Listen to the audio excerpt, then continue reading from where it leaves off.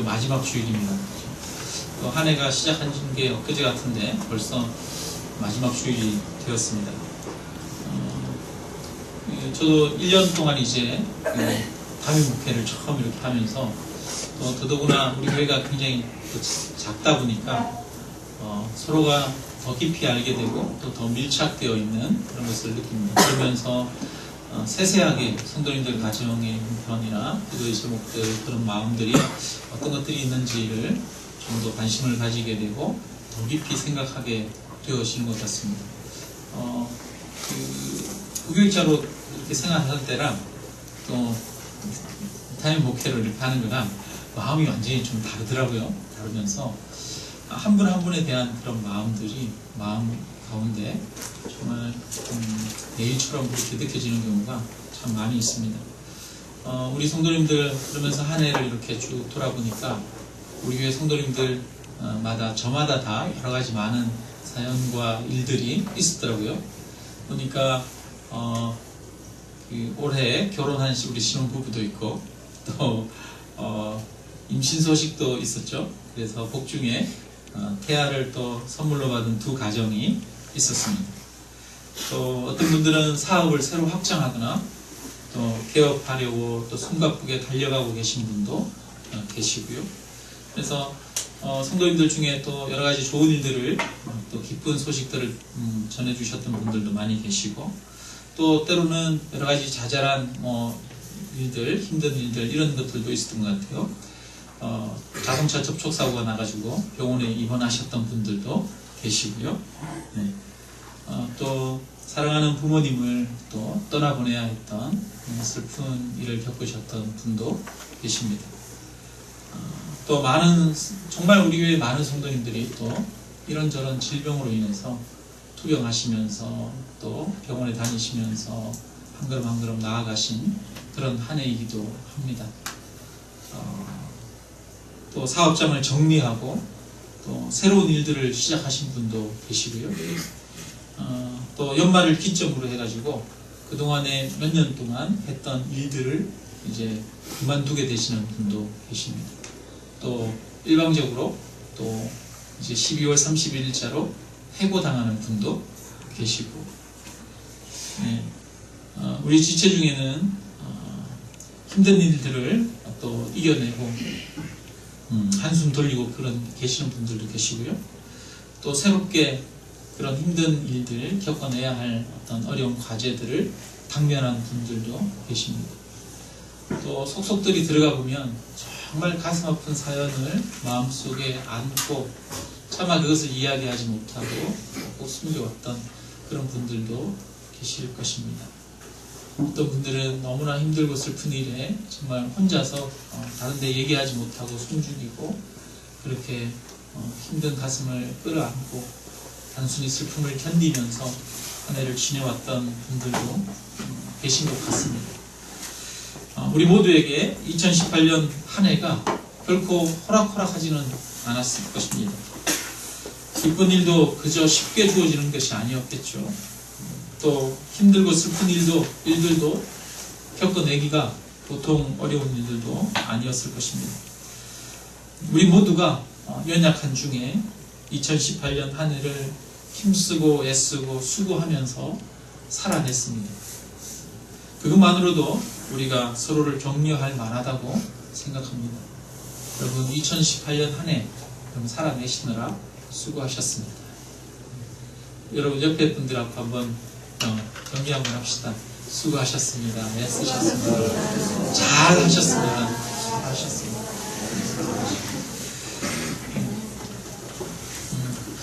우리는 이렇게 힘겨운 세상 속에서 살아가고 있는 우리를 향해서 오늘 하나님은 우리에게 무슨 말씀을 하실까 한번 생각해 봤습니다. 아마 저는 하나님이 그런 말씀을 하실 것 같아요. 내가 너와 함께한다. 이 말씀을 하시지 않을까 생각합니다. 왜냐하면 성경에서 보니까 항상 하나님은 우리에게 내가 너와 함께한다 이 말씀을 하고 계시거든요. 그래서 성경에서 가장 중요한 하나님의 말씀 중에 하나가 내가 너와 함께한다라고 하는 그 메시지입니다. 이 메시지는 성경 처음 창세기에서부터 성경 마지막 요한계시록에까지 일관적으로 나오는 메시지예요. 여러분, 하나님께서 사람을 지으시고 사람을 어디에다 두셨어요? 에덴 동산에 두셨잖아요. 그 에덴 동산은 어떤 곳이냐면 하나님이 아담과 하와와 함께하는 곳이었어요. 그곳이 에덴 동산입니다. 그래서 하나님께서 마지막 때 새 하늘과 새 땅, 범죄한 인간이 하나님을 떠났는데 떠난 인간에게 새로운 에덴을 주십니다. 새 하늘과 새 땅. 그 새 하늘과 새 땅이 어떤 곳인지 요한계시록 21장 3절에서 이야기하고 있어요. 그게 보면 이렇게 말합니다. 보라, 하나님의 장막이 사람들과 함께 있음에 하나님이 그들과 함께 계시리니 그들은 하나님의 백성이 되고 하나님은 친히 그들과 함께 계셔서 모든 눈물을 그 눈에서 닦아주시니 다시는 사망이 없고 애통하는 것이나 곡하는 것이나 아픈 것이 다시 있지 아니하리니 처음 것들이 다 지나갔습니다. 한 절에 보니까 하나님이 우리와 함께 하신다는 표현이 3번이나 등장하고 있어요. 그러니까 천국은 어떤 곳이냐? 바로 하나님이 우리와 함께 하시는데 하나님이 함께 하심을 실제로 깨닫고 느끼면서 하나님과 깊이 사귐이 있고 교제가 있는 곳이 바로 천국이라고 그렇게 말씀하고 있습니다. 그것처럼 하나님은 저와 여러분과 함께 하시는 분이신 줄로 믿습니다. 그런데 우리가 살아가는 현실은 하나님이 함께 하지 않는 것처럼 느끼는 현실일 때가 많이 있어요. 옛날에 올해 돌아가셨던 것 같은데 빌리 그레엄 목사님이라고 여러분 한 번씩은 많이들 들어보셨죠. 세계적인 전도자로 굉장히 유명한 분이시거든요. 우리나라에도 한번 오셨을 때 그때 여의도에 100만 명의 인파가 모였었다고 하지 않습니까? 어마어마한 숫자가 모였었는데 이분이 전 세계적으로 다니면서 많은 사람들에게 복음을 전하고 복음을 전하면 정말 안 믿던 사람들이 주님께로 돌아오는 많은 역사들이 나타났는데 이 빌리 그레엄 목사님이랑 어릴 때부터 젊은 시절에 함께 사역했던 분이 계셔요. 템플턴이라고 하는 분인데 이 템플턴이라고 하는 분이 이 젊은 시절에는 한편으로는 빌리 그레엄 목사님보다 더 뛰어났대요. 이 템플턴이라는 분이 설교하면 수천 명씩 회개하고 돌아오고 그리고 교회를 개척했을 때 1년 만에 수천 명이 모이는 그런 역사들이 있었다고 합니다. 그런데 이 템플턴이라는 분이 어느 날 한 장의 사진을 보게 됐어요. 그 사진 속에는 아프리카의 메마른 땅, 메말라서 풀 한 폭이 없는 그 땅에 한 여인이 굶어 죽은 아들을 안고 하늘을 우러러보면서 원망하듯 한 눈빛으로 바라보고 있는 그 사진 한 장을 이 템플턴이라는 분이 봤어요. 먼지만 날리는 그 땅을 보면서 이 템플턴이라는 분이 하나님 앞에 탄식을 했다고 합니다. 하나님이 계시면 아프리카에 비 내려주면 되지 않습니까? 왜 하나님 계시다면 왜 이 아프리카 땅에 이런 굶주림을 주셔서 부모가 자식을 굶겨 죽여야 하는 이런 일들이 일어나는 것입니다.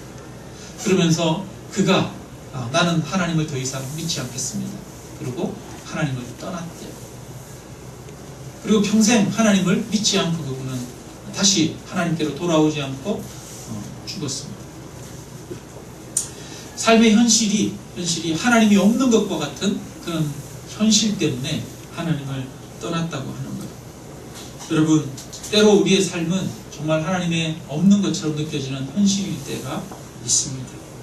그런데 그럼에도 불구하고 내 일이 내 뜻대로 풀어지지 않음에도 불구하고 내 길이 끊임없이 앞이 막히고 힘든 일들이 생김에도 불구하고 성경은 하나님이 우리와 함께 계신다. 하나님이 너와 함께 계신다. 이렇게 말씀하고 있습니다. 여러분, 오늘 우리가 성경을 한번 찾아보겠습니다. 창세기 부분을 한번 찾아볼 텐데요. 한번 같이 찾으면서 읽으면 좋겠습니다. 창세기 17장 4절입니다. 창세기 17장 4절 구약성경 19페이지에 있습니다. 19페이지 우리 한번 같이 읽겠습니다. 보라, 내 언약이 너와 함께 있으니 너는 여러 민족의 아버지가 될지라. 하나님이 이 아브라함에게 나타나셔서 너는 여러 민족의 아버지가 될지라 이렇게 말하고 있어요. 근데 여러분, 이때 아브라함의 나이가 몇 살인지 아십니까? 나이가 99세예요. 99세에 하나님이 나타나셔서 너는 여러 민족의 아버지가 될 거라 말해요. 그러면 여러분, 적어도 아브라함에게는 자녀가 여러 명 있어야 되지 않겠습니까? 근데 아브라함에게는 자녀가 여러 명 있습니까? 없습니까? 없어요. 아브라함에게 하나님이 99세가 되도록 자녀를 허락하지 않으셨어요. 그리고 몇 세의 아기를 가집니까? 100세의 아기를 가지잖아요. 하나님이 내가 너와 함께 한다라고 했던 그 순간에는 자기는 99세고 사라는 거의 90세가 됐는데 아기가 없던, 정말 절망이 있고 좌절이 있고 도저히 아기를 가질 수 없는 그런 상황이었습니다. 하나님은 그런 상황 가운데 아브라함에게 오셔서 말씀하셔요. 내가 너와, 내 언약이 너와 함께한다. 창세기 26장 3절을 한번 보겠습니다. 26장 3절. 이거는 이제 아브라함의 아들 이삭에게 하나님이 하시는 말씀이에요. 26장 3절 한번 찾아봅니다. 같이 읽습니다. 시작. 이 땅에 거류하면 내가 너와 함께 있어 내게 복을 주고 내가 이 모든 땅을 너와 내 자손에게 주리라. 내가 내 아버지 아브라함에게 맹세한 것을 이루어. 네. 지금 여러분, 이삭이 어떤 상황이냐면 그 앞에 나오는 내용이 뭐냐 하면 이 이삭 때에 흉년이 들은 거예요. 흉년이 들어가지고 도저히 그 땅에는 살 수가 없어요. 먹을 게 없어요. 그래가지고 이삭이 심각하게 고민합니다. 야, 이거 어떡하지? 이 땅에서는 도저히 살 수가 없어서 다른 대책을 세워야겠는데 내가 애국으로 내려갈까? 이집트로 내려갈까? 이런 고민을 하고 있는 거예요. 그런 고민을 하고 있는데 기근 때문에 내가 여기 있으면 도저히 못 살겠다, 포기해야겠다, 이 생각을 하고 있는데 하나님이 이삭에게 나타나셨어요. 뭐라고 말씀하십니까? 이 땅에 거류하면 내가 너와 함께 있어 내게 복을 주겠다, 이렇게 말하고 있어요. 이 땅에 거해라, 이렇게 말하고 있어요. 그 다음에 또 보겠습니다. 창세기 26장 24절 한번 보겠습니다. 방금 우리가 본 26장 3절을 봤었는데 24절, 이거는 또 다른 배경인데요. 같이 한번 읽습니다. 그 밤에 여호와께서 그에게 나타나 이르시되 나는 내 아버지 아브라함의 하나님이니 두려워하지 말라. 내 종 아브라함을 위하여 내가 너와 함께 있어 내게 복을 주어 내 자손이 번성하게 하리라 하신지라. 또 하나님이 이삭에게 나타나셨어요. 내가 너와 함께 있겠다고 말해요. 근데 여러분, 지금 이 상황이 하나님이 함께 하는 것처럼 보이는 상황이 아니에요. 이 당시에는 광야입니다. 뭐 사막과 같은 그런 비슷한 땅이에요. 그래서 우물이 굉장히 중요한 시절입니다. 물이 중요해요. 그래서 이 이삭이 종들을 시켜가지고 우물을 팠어요. 깊이 파가지고 우물을 겨우 하나 얻었는데 아비멜렉의 종들이 와가지고 말합니다. 이 우물은 우리 거니까 니네 저리 꺼져. 힘으로 이 이삭의 우물을 빼앗은 겁니다. 그래서 이삭은 울며 겨자 먹기 싫고 어쩔 수 없어서 자기가 판 그 우물을 포기하고 다른 곳으로 옮겨야 했어요. 그리고 나서 다시 새롭게 우물을 팠습니다. 하나님이 다행히 그곳에 물을 허락하셨어요. 근데 얼마 지나지 않아서 또 아비멜렉의 종들이 군대를 보내서 또 그 우물을 빼앗는 겁니다. 근데 약자가 어쩔 수 없잖아요. 그래서 또다시 다른 곳으로 옮겨서 또다시 우물을 팠어요. 3번씩이나 그렇게 우물을 팠는데 또 그 우물조차도 우리 거라고 그러면서 힘으로 빼앗는 겁니다. 이삭은 아무런 힘이 없었어요. 그래가지고 자기가 우물을 팠지만 자기 거라고 주장하지도 못하고 싸우지도 못하고 그냥 빼앗기고 다른 곳으로 옮겨가야만 하는 그런 상황이었던 거예요. 그리고 4번째 우물을 팠습니다. 그 4번째 우물을 팠을 때는 이제 아비멜렉이 더 이상 군대를 보내지 않았어요. 그때 하나님이 이 이삭에게 나타나서서 말씀하십니다. 내가 너와 함께 있겠다. 내가 애써서 수고하고 노력한 거를 다 빼앗아 갔는데 하나님이 나타나셔서 말하는 거예요. 내가 너와 함께 하겠다. 여러분, 지금 이삭의 현실이 하나님이 함께 하는 것 같은 그런 현실입니까? 아니잖아요. 하나님이 함께 하면 왜 나한테 이런 일이 일어나야 됩니까? 왜 내가 팠던 우물을 빼앗겨야 됩니까? 이렇게 항거할 수 있잖아요.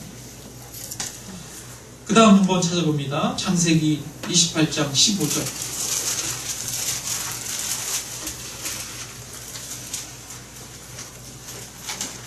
함께라고 하는 단어에 힘을 줘가지고 같이 한번 읽겠습니다. 내가 너와 함께 있어 내가 어디로 가든지 너를 지키며 너를 이끌어 이 땅으로 돌아오게 할지라. 내가 내게 허락한 것을 다 이루기까지 너를 떠나지 아니하리라 하신지라. 이거는 이제 이삭의 아들 야곱에게 하신 말씀이에요. 야곱은 그동안에 아버지 이삭의 집에서 잘 살고 있었어요. 그 아버지 이삭은 갑부입니다. 한 부족의 족장입니다. 그 집에 편하게 잘 살고 있을 때는 하나님이 그에게 한 번도 나타나지 않으셨어요. 내가 너와 함께 한다 말씀하지 않으셨어요. 그런데 형이랑 쌍둥이 형이랑 갈등이 생겼어요. 그래서 형 에서가 이 야곱을 죽이려고 했습니다. 그래서 야곱은 그 아버지 집을 떠나가지고 멀리 외국으로 도피를 하고 있는 중이에요. 혼자서 그 아버지 집의 편안함과 안락함을 포기하고 이제 도피하면서 야밤에 풍천 노숙을 하고 있는 거예요. 혼자서 불을 피우고 돌 베개를 베고 잠을 자는데 하나님이 이 야곱에게 나타나셔서 말씀하십니다. 내가 너와 함께하여 너를 지키고 너를 이 땅으로 돌아오게 하겠다. 여러분, 하나님은 이처럼 성경에 나오시는 하나님은 우리가 평안하고 우리의 삶이 순탄하게 풀어져 갈 때 내가 너와 함께 하겠다라고 말씀하는 것이 아니라 오히려 하나님이 없는 것 같은 현실, 너무 힘들고 너무 어려운데 그때 하나님이 나타나셔서 우리에게 말씀하십니다. 내가 너와 함께.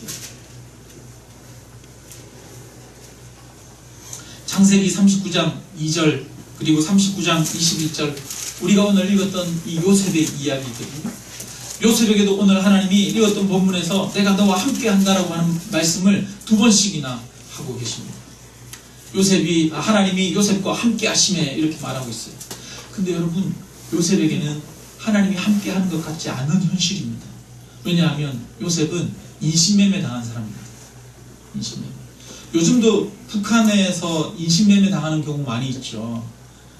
특히 중국에 여러분 한 가정에 자녀를 하나씩밖에 허락을 안 했잖아요. 중국이 한동안. 그래서 둘째를 못 가지게 그렇게 하다 보니까 거기도 남아선호 사상이 있어가지고 남자 딸은 낙태를 하고 이 남자 사내 아이를 많이 출산을 했대요. 그래서 사내가 뭐 몇천만 명이 더 많다 그러죠. 보통은 남자가 더 많아요? 인구가 여자가 더 많아요? 여자가 더 많잖아요. 왜? 여자가 더 오래 사니까. 근데 중국은 누가 더 많아요? 남자가 더 많아요. 남아선호 사상 때문에 남자아이를 많이 낳아가지고. 그래가지고 남자들이 결혼을 못 한다는 거예요. 그래서 어떤 일들이 일어나냐면 중국에서 베트남이나 저런 다른 주변의 나라들에서 사람을 사오잖아요. 근데 그 사올 때 그냥 사오는 게 아니라 인신매매해서 납치한 사람을 사와가지고 시골 골짜기나 이런 데로 가가지고 거기서 농사 짓는 남편 만나가지고 살아가잖아요. 우리나라에 오는 이 탈북민들, 세터민들 중에 많은 사람들이 그 여자들 중에 그렇게 인신매매 당해가지고 중국의 시골의 지역에 가가지고 끌려가서 그렇게 살다가 오는 분들이 많이 있어요. 여러분, 그 인생이 얼마나 참 안타깝습니다. 근데 여러분, 그렇게 납치당해서 인신매매 당한 사람이 누구냐면 이 요셉이에요. 이 요셉은 누구에게 팔려갔느냐면 형들이 팔아버렸어요. 자기가 가장 신뢰하고 사랑하는 자기 가족이 자기를 팔아버린 거예요. 돈 받고. 그래가지고 외국으로 끌려간 거죠. 외국으로 끌려가서 보디발이라고 하는 그 장군 집에서 종살이를 했습니다. 여러분, 하나님이 함께 하시는 것 같아요? 하나님이 함께 하지 않은 것 같아요? 하나님이 함께 안 한 것 같잖아요. 근데 그렇게 해가지고 이 보디발의 집에 끌려갔는데 거기서도 순탄치 않았어요. 보디발의 아내가 이 요셉을 보고 마음이 끌렸어요. 그래서 요셉을 유혹했습니다. 그런데 요셉이 넘어가지 않으니까 이 요셉을 성폭행범으로 몰아붙였어요. 그래가지고 요셉이 누명을 쓰게 됩니다. 그래서 결국은 감옥에 갇히게 되죠. 근데 요셉이 오늘 본문에서 감옥에 갇혀 있는데, 감옥에 갇혀 있는 요셉을 보면서 오늘 본문에서 뭐라고 말합니까? 하나님이 요셉과 함께 하셔서 요셉이 형통하니라. 여러분, 요셉이 형통합니까? 형통 안 하잖아요. 우리가 볼 때 하나님이 같이 안 한 것 같잖아요. 여러분, 혹시 우리가 살아가면서 1년 동안 살아오면서 각자 다양한 일들을 많이 겪으셨을 텐데, 힘든 일들을 많이 겪고 뜻대로 안 되는 일들, 이런 일들을 많이 겪으셨을 텐데, 그때 여러분 어떻게 생각하셨습니까? 하나님이 나와 함께 하신다고 생각하셨습니까? 아니면 왜 하나님은 나와 함께 하지 않는 거야, 이렇게 생각하셨습니까? 어쩌면 우리는 한 해를 살아오면서 하나님이 나와 함께 하지 않는 것 같은 그런 느낌, 그런 현실, 그런 감정에 쌓일 때가 참 많았을 것입니다. 그런데 여러분, 우리가 분명히 기억해야 할 것은, 하나님은 그렇게 아픔과 고난과 역경 가운데 있는 그들의 백성들을 한 번도 떠나지 아니하시고 그들과 함께 하셨다는 사실입니다. 여러분, 하나님이 저와 여러분과 함께 하시는 줄로 믿습니다. 하나님이 없는 것 같은 그 상황 가운데서도 하나님은 함께 하십니다. 하나님은 한 번도 우리를 떠나신 적이 없습니다. 인간을 떠나신 적이 없는 분이 하나님이십니다. 하나님은 에덴에서 아담과 하와와 함께 하셨고, 그리고 마지막 때에 천국에서도 우리와 함께 하신다고 말합니다. 근데 문제는 누가 하나님을 떠납니까? 우리가 하나님을 떠납니다. 하나님은 우리를 떠나지 않으려 하셨는데, 우리를 붙들기를 원하시는데, 우리 인간이 하나님을 떠나더라는 거예요. 그래서 하나님이 없는 것처럼 생각하고 살더라는 거예요. 내 인생에 조금만 어려우면 하나님이 왜 내 기도를 들으시지 않는 거지? 하나님이 없는 거야? 라고 말합니다. 내가 좀 내 생각대로, 내 뜻대로 되지 않으면 하나님은 나와 함께하지 않는 것처럼 그렇게 느낍니다. 그러나 그것이 아닙니다. 하나님은 절대로 저와 여러분을 떠나지 아니하시고 항상 함께 하시는 분이 하나님이신 줄로 믿습니다. 우리는 이 하나님을 믿어야 합니다. 우리와 항상 함께 하시는 하나님, 항상 떠나지 아니하시는 하나님, 이 하나님을 나의 하나님으로 믿음으로 살아가야 할 줄로 믿습니다. 그래서 항상 그 믿음이 흔들리는 자들에게 찾아오셔서, 어려운 역경 가운데 있는 자들에게 찾아오셔서 하나님은 항상 말씀하셨습니다. 내가 너와 함께함이라.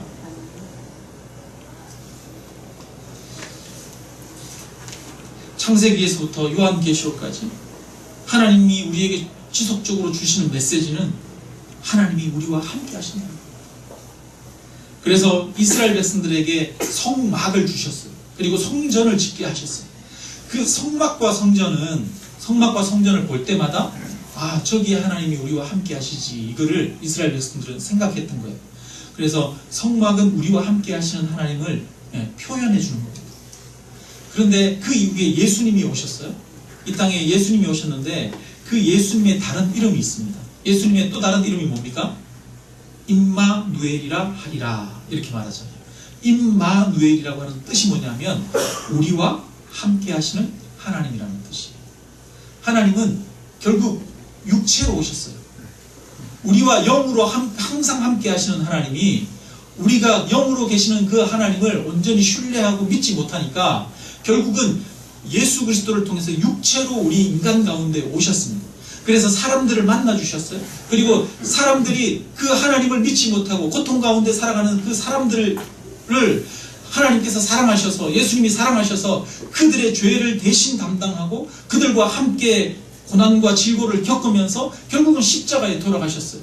그래서 예수님을 통해서 보여주셨습니다. 하나님은 우리 곁에 항상 함께 계셔서 우리의 질고와 우리의 아픔과 우리의 상처와 우리의 고난을 대신 짊어지시고 함께 걸어가시는 분이시라는 것을 예수님 통해서 보여주셨어요.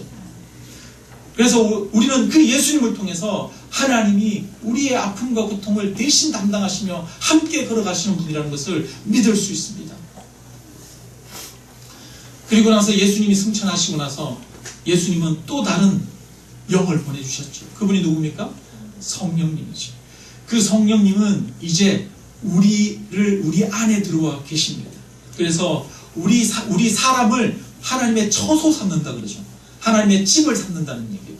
하나님께서는 저와 여러분을 하나님이 거하시는 집을 삼으십니다. 성전을 삼으십니다. 그래서 우리 안에 하나님의 성령이 들어와 임재하고 함께하고 계시는 줄 믿습니다. 아멘.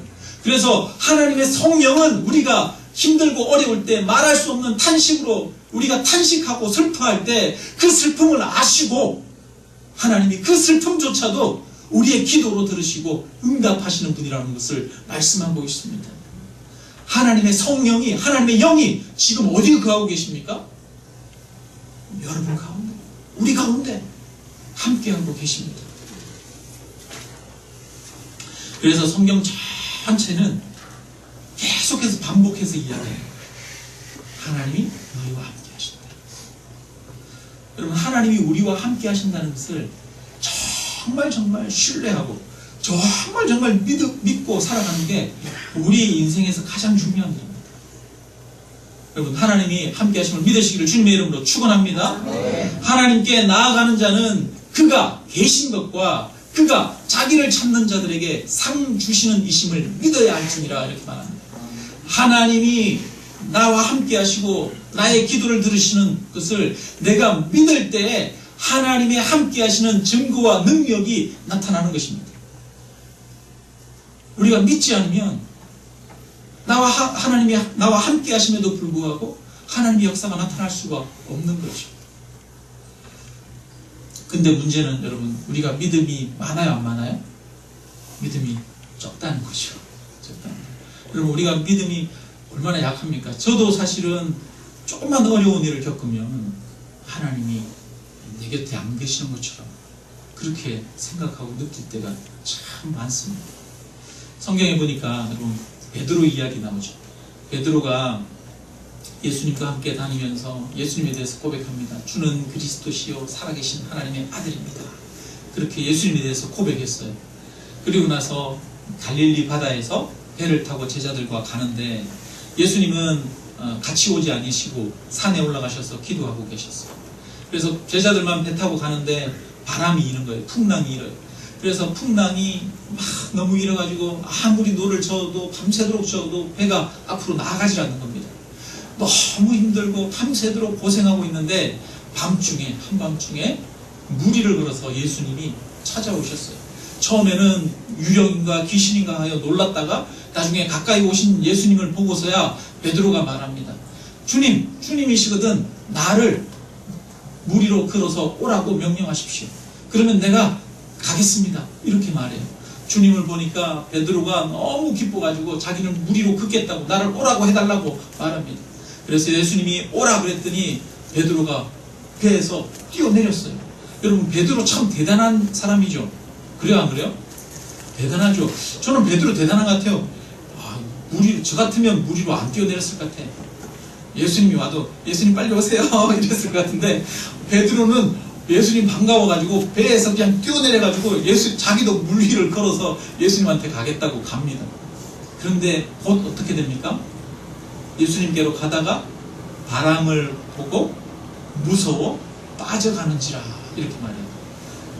무리를 걷던 베드로가 뭐가 보이기 시작했어요? 바람이 보이기 시작했어요. 일렁이는 물결이 보이기 시작했어요.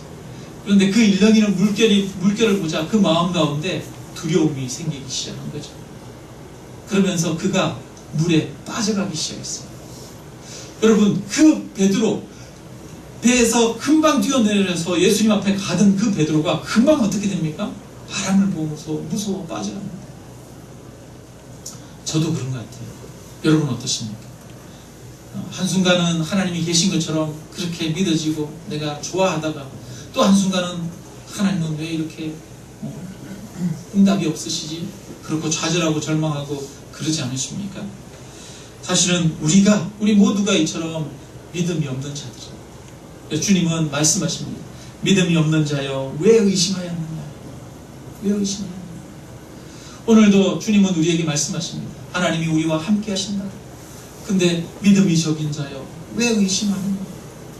여러분, 우리가 주님이 나와 함께하고 계심을 의심하지 마시고 믿으시기를 주님의 이름으로 축원합니다.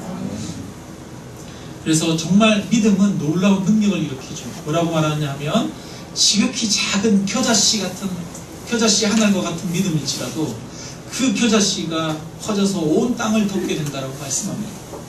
여러분, 우리의 믿음이 정말 작은 것 같지만 우리의 그 작은 믿음, 하나님이 나와 함께하고 계시는 것을 내가 믿겠다고 의지하고 붙드는 그 작은 믿음을 하나님께서는 보시고 하나님께서는 그 믿음에 응답하실 줄로 믿습니다. 아멘.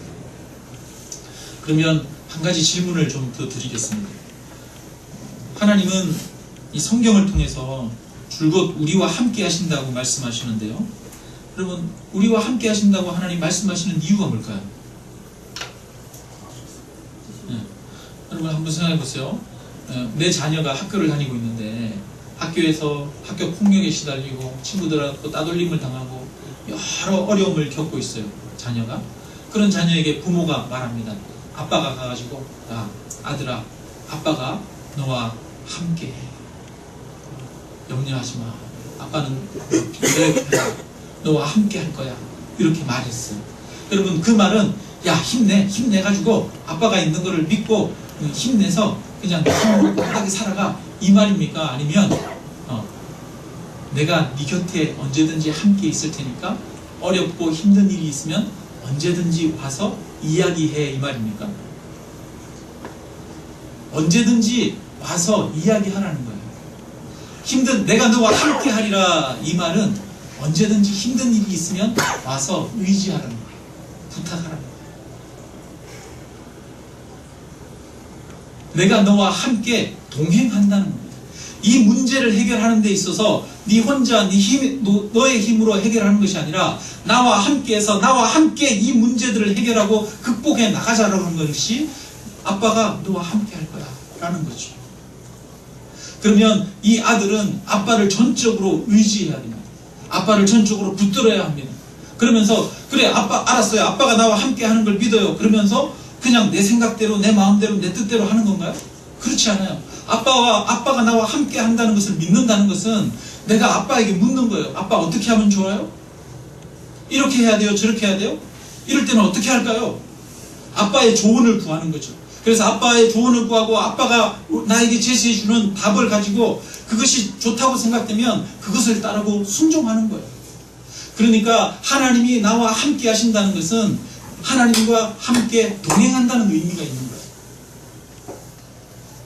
그런데 우리는 하나님이 나와 함께 하시는 줄 믿습니다 해놓고 그 다음에는 어떻게 합니까? 그래요, 하나님이 알아서 해주실 테고 나는 내 마음대로 걸어가면 되죠. 그리고 내 마음대로 걸어가는 거예요. 내 생각대로 살아가는 거죠. 하나님을 의지하지 않아요. 여러분, 우리가 누군가 사람이랑 같이 길을 가요. 친구랑 같이 길을 가요. 그러면 그 친구는 친구대로 뭐 자기 할 일하고 나는 내일 할 일하고, 친구는 예를 들어서 순댓국 먹고 싶으면 순댓국집 들어가고 나는 김치찌개 먹으러 들어가고 이렇게 합니까? 아니죠. 친구랑 같이 길을 가면, 함께 길을 가면 어떻게 합니까? 야, 너 뭐 먹을래? 나는 뭐 먹고 싶은데? 너 뭐 먹고 싶니? 이야기하죠. 그렇게 이야기하면서 함께 조율하는 거죠. 그게 뭐예요? 동행이지 않습니까? 동행. 하나님이 우리와 함께 하신다는 것은 하나님이 우리와 동행하신다는 거예요. 하나님이 우리와 동행하기 위해서는 우리가 하나님을 의지하고 하나님의 음성에 귀 기울이고 또 하나님 앞에 우리가 기도로서 우리의 기도를 아뢰야 하는 것입니다. 이것이 진정한 동행이죠. 그래서 이것을 다른 말로 사귐이라고 그러죠. 하나님과의 사귐입니다. 그래서 성경은 하나님과 우리의 관계, 예수 그리스도와 우리의 관계를 바로 신랑과 신부의 관계로 이야기합니다. 예수님은 우리의 신랑이 되시고 우리는 예수님의 신부가 되는 것입니다. 신랑과 신부는 함께 살아가는 거죠. 함께 가정을 꾸리고 함께 논의하고 상의하면서 걸어가는 거예요. 그것이 신랑과 신부 아닙니까? 우리와 함께 하시는 하나님과 우리가 인생을 걸어간다는 것은 그 하나님과 내가 동행하는 거예요. 함께 걸어가는 거예요.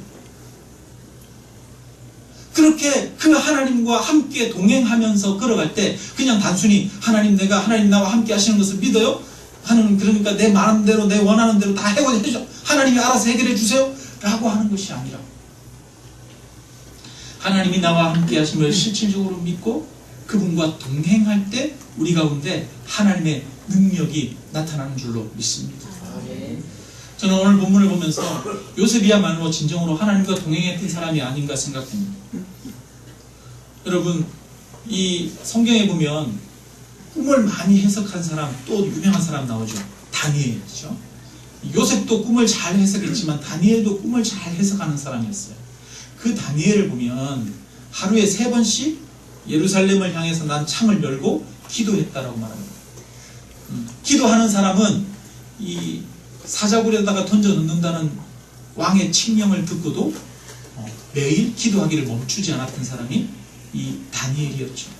다니엘은 끊임없이 하나님 앞에 기도함으로 하나님과 교제하는 사람이었어요. 하나님과 사귀는 사람이었어요. 하나님의 음성을 듣고 하나님의 뜻을 묻는 자였죠. 그에게 하나님께서 지혜를 주셔서 왕들의 꿈을 해석할 수 있는 능력을 허락해 주셨어요. 근데 오늘 우리가 보고 있는 이 요셉도 어떤 능력이 있습니까? 바로 왕의 꿈을 해석해 주지 않습니다. 그에게 하나님이 지혜를 주셨어요.